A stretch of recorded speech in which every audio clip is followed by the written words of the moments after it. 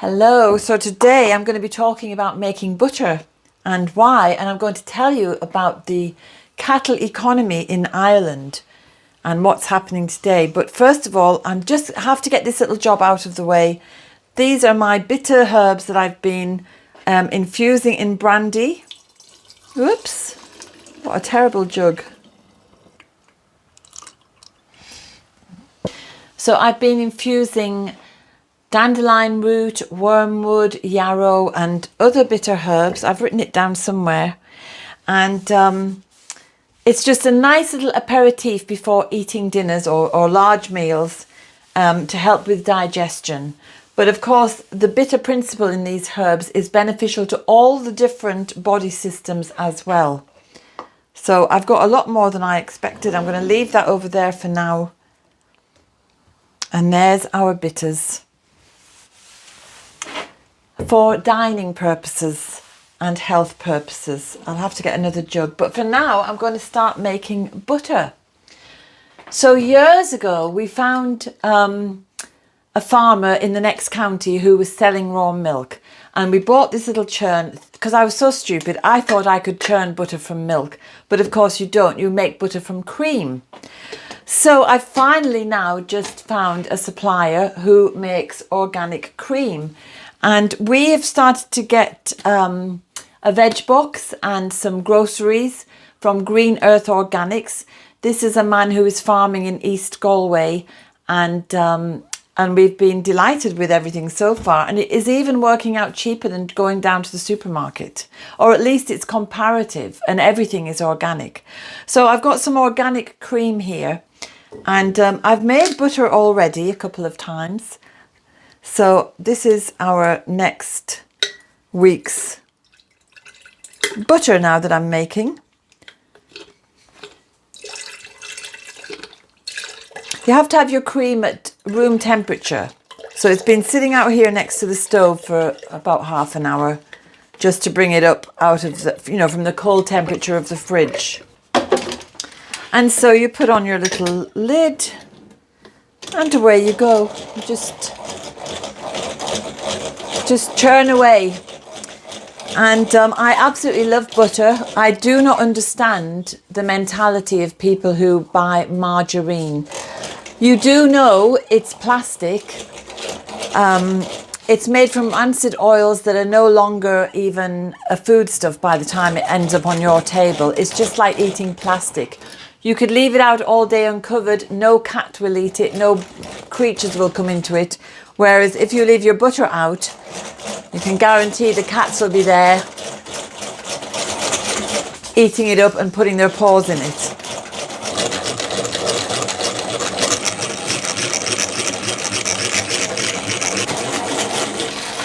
So there's some superstitions relating to butter. One of the ones is that if a neighbour comes in when you're churning, you ask them to take a turn, because otherwise they could surreptitiously take the goodness away with them when they leave, which means that your milk, your cream wouldn't churn and you won't get butter. So your neighbour has to put their hand on the churn and give a little turn to help.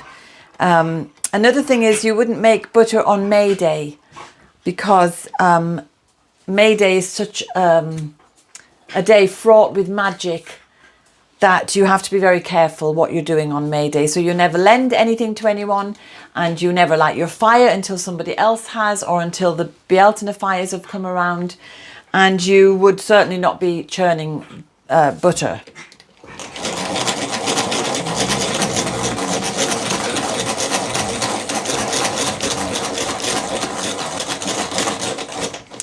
So I've decided to make my own butter just quite recently, because you may have heard of this, is it Bovar? Some horrible chemical poison that farmers are feeding to cattle to prevent them from letting wind. I mean, it's just such nonsense. And so a lot of the cattle, I've heard about in one of the Scandinavian countries, a lot of cattle got extremely sick and died. And yet they were expected to enjoy the butter from those cattle that have been poisoned with this ridiculous new monstrous thing. And I decided Well, I upgraded the butter I was buying from the supermarket butter to Kerrygold butter, but I can't trust any of that either. So I am just going to make my own butter now. And I know that it's coming from organic cows who wouldn't have had that bovine stuff. And I just think it's another part of my heritage. I mean, I know people eat butter everywhere, but it's particularly a thing in Ireland because in our ancient past, we had a cattle economy. So before any kind of money appeared, alongside bartering, I presume, if you had a cow, it would be worth, for example, 2 concubines, or it would be worth so much in other terms of value. But often it would be weighed against how many slaves or concubines you had. So our history tells us how important cattle was because it was important for the economy, it was important for personal wealth, and then it became important for people who had barely anything. If they at least had a milk cow, they could give their children some nourishment. And when I was a child, we used to be milking our cows here, which was only for the family because people here in Connemara mainly raised beef cattle. And but everybody would keep a milk cow for the family, for the household. Hey.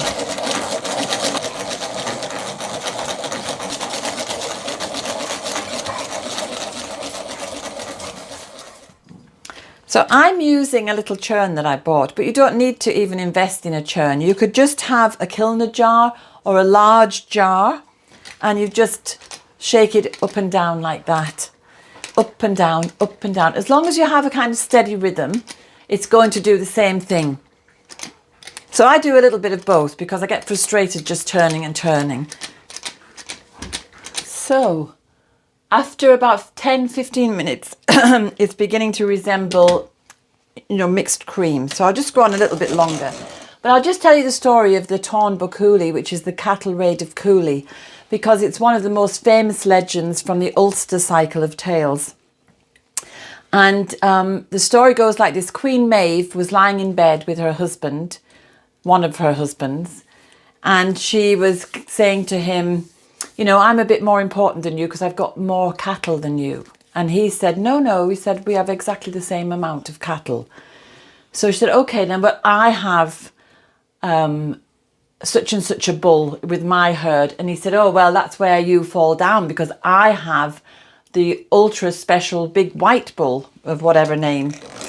So she realised he was right and she was very put out.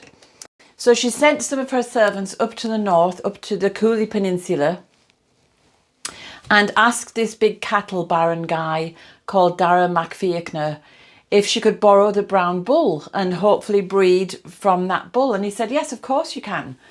So then he overheard the servants nudging each other saying, good job he said yes, because if he hadn't, she would have come and taken it. So that annoyed him and he said, no, she can't have it. And so that led to the huge Connacht versus Ulster battle, which we know as the Danu Cooley, and Cuchulainn is in there fighting people off. And in the end, the two bulls have a fight and they both die, but then they come back to life again. It's, it's a fantastical tale, but it is such an important tale. And there are so many sub-stories coming off it that it tells us a lot about the importance of cattle. And how somebody would measure their wealth by the number of cattle they had.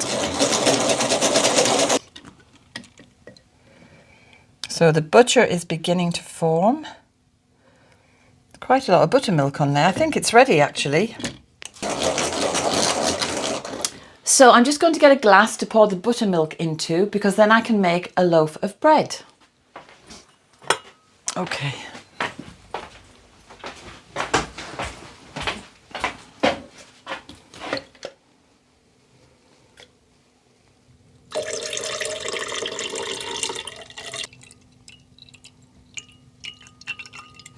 The butter is in the jar, but it has to be washed now because we have to remove any excess fats to make sure it doesn't go rancid.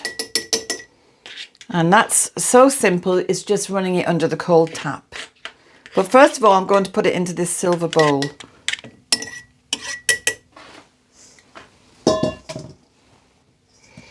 There we are.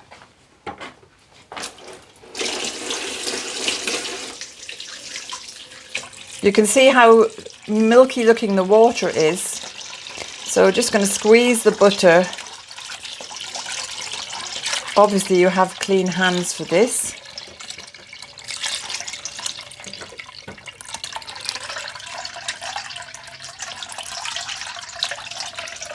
And just pour off that water.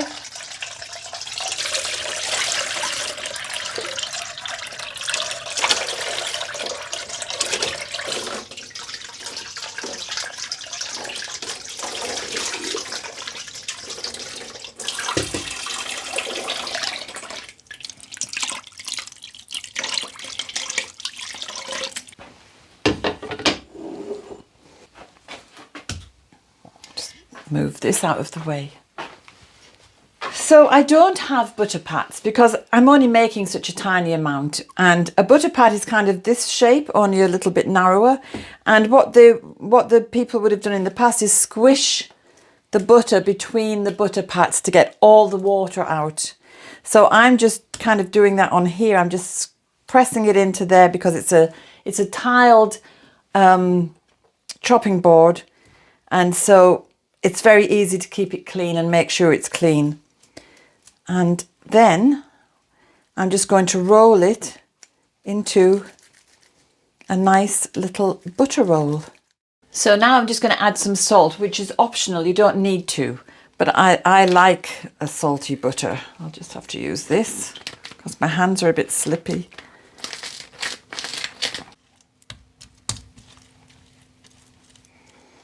So now just going to pop it in the butter dish, and there it is, ready for use. So now I'm going to go on and make a little soda bread with the buttermilk. So I'll have bread and butter, so simple and so easy. And I know that because it's organic, it's come from organic cows, that cream does not contain any bovar or any other horrible substance, and it's completely safe. So I can continue to enjoy my lovely creamy butter, which I just love, and I am guilty of putting huge swaths of butter all over my bread and toast or potatoes or whatever. And why not? Because it is so delicious and it's good for you. So if you're interested in the Thomas of Cooley, I'll put a link below for a couple of editions of it, different editions. And like I say, if you want to make your own butter, you don't even need to invest in a churn. You can just literally shake it up and down, up and down, up and down. I don't know how long it would take, but it's like, you know, the people who were churning butter in the past, they had different types of churn. Some was a dolly churn where they would just keep putting the stick up and down. Other people had a little barrel like we did with the handle on the side, and that's how we used to do the churning. So I just love that kind of connection again, to think that my grandmother would have made her own butter, and her mother and her mother and her mother all made their own butter, and now I can make it and it's no longer a mystery. So just another way for me to connect with history and the ancestors. So I hope you found that interesting. It's not a mystery after all, and you might try it yourself. So I'm just going to wash all this up now. My hands are a bit greasy from the butter, and then I'll get on with the bread. So see you next week. Oh, and by the way, if anybody out there is keeping goats, obviously I know you can get goat's milk and you can get goat's cheese. Is there a reason why we never see goat's butter? Okay, bye.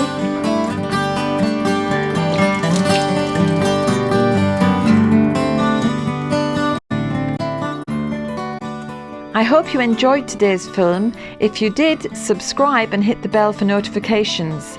And have a look at the website danusirishherbgarden.com for more information about us and about the herbal medicine courses I offer and the Wise Woman Way training. And if you go to the shop, you can find the books, the weed handbooks and other herbal goodies.